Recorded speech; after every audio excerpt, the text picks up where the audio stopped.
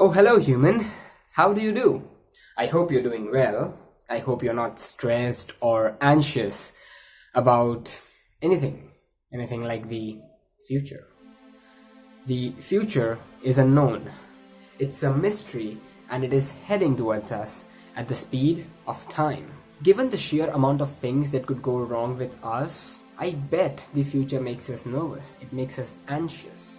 It is a problem because the future is uncertain and our brains hate uncertainty. All biological mechanisms, aka living stuff, tries to avoid decay because nobody wants to die. But these biological mechanisms are governed by cognitive mechanisms, aka brains. How does the brain manage to keep you alive? By gathering as much information as possible. The brain collects raw sensory data from all the senses and tries to paint a reality model out of it. The more information the brain has access to, the more realistic the reality model can be. This means that evolution has put into us a mechanism that promotes seeking more and more information about our surroundings. This is why we feel insecure when we don't know much about what's coming our way. This is why the future appears scary. Maybe we don't need to differentiate between hyenas and lemurs anymore, but our bodies, and especially our brains, still work on the same primitive hardwares, and that is why we are still governed by the same primitive impulses. Well, you would say that you have got nothing to do with the biology class, so why should any of this be a concern for you? It doesn't matter if you care about the biological systems that govern your body, but it is still the same very biological systems that define your experience of life, and more importantly, your experience of suffering. But what does it mean to suffer? What is suffering? Well, to begin with, there are two types of it: physical suffering and mental suffering. Physical suffering is sort of inevitable because entropy is a total bitch, but mental suffering, that's more manageable and that's more interesting. I think it would be safe to say that a lot of mental suffering is all about our perception of it. It's not based on real things or events, but what we think about those things and those events. For instance, if someone yelled at you, you can whine about it all day, or you can just tell yourself that they are having a bad day. You see, it's all in your head. Let's talk about some of the major problems that people face these days. Like, I'm not getting enough likes on my Facebook page, or the local football team lost the match, or Game of Thrones season 7 was a piece of shit. These are nothing compared to what prehistoric men faced. To a caveman, we are living in a utopia. The technology level are beyond magic, and individuals themselves are capable of doing godlike things. And yet, we suffer.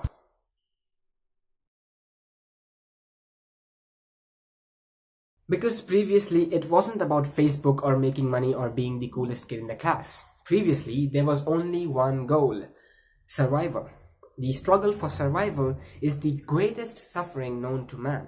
In fact, I believe it's the reason why men suffer in the first place. Let's think of this from a different perspective. Suffering can be a real motivator. We are naturally driven to avoid the things that feel unpleasant because we just don't want to experience them. The very ability that we can experience pain is a mechanism installed into us by natural selection to drive us towards the things that are helpful for our survival and to help us avoid what is harmful for us. Let me elaborate for those who have got nothing to do with evolution. Your brain perceives situations to be negative because it either wants you to get out of them or it wants to promote you to change them. For instance, if you get bullied, you feel bad because that feeling is meant to keep you away from that company, which is the right thing for you. In the same way, if you are unemployed, like I am, you feel terrible about yourself. That feeling is meant to promote you to get a real job. No, making YouTube videos doesn't count. But either ways, both feelings are meant to take you towards a better position. Being receptive and attentive towards our own feelings can tell us who we are and what's best for us. Our emotional responses, they are not dead ends. They are like the GPS system that guides us towards the right direction. I know it sounds too cliche to be true, but think about it. But what about the situations that cannot be categorized as negative or positive? How does the brain deal with situations that it has no idea about? How do you think the brain handles uncertainty or ambiguity? How does the brain handle the future? To be on the safe side, our brain prioritizes assuming the negative outcomes. If little is known about the future, it is best that you prepare for the worst case scenario. If things turned out to be bad, then yeah, you were expecting it. If everything turns out to be fine, then well, it's fine. This motivates us to think a bit pessimistically. Sometimes we just end up assuming worst case scenarios and feel bad about them while they haven't even occurred in reality. This reminds me of a quote from Seneca, which is something along the lines that we suffer more in imagination than we do in reality. I mean, think about it. So much of the overthinking that we do, it is based on assumptions. There's no basis for it. Our concerns are in the future. These are things that have never really happened, but yet somehow they seem equally painful. Since our brains are wired to prioritize negativity while thinking about the future, we quickly jump to the worst case scenario versions of the thoughts that we don't know much about. For example, if my girlfriend hasn't been texting me all day, it already means that she has left me. And if I cannot solve the Helmholtz equation in polar coordinates, it means that I'm good for nothing. If they went to the dinner party without inviting me, that means no one loves me and I'll be alone for the rest of my life.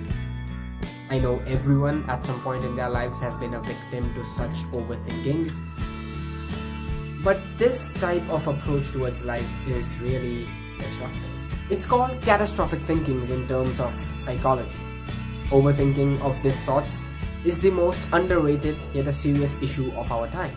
If you're like me and struggling to overcome an overthinking mind, then I've put some great links in the description that can help us deal with this problem more efficiently. Coming back to the original topic though, suffering seems interesting.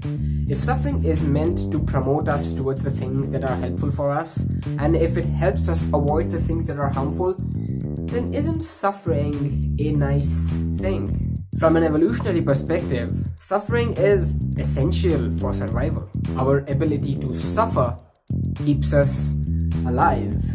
Maybe a world devoid of suffering won't be a world at all. So where does this take us? Suffering is inevitable and it isn't necessarily a bad thing.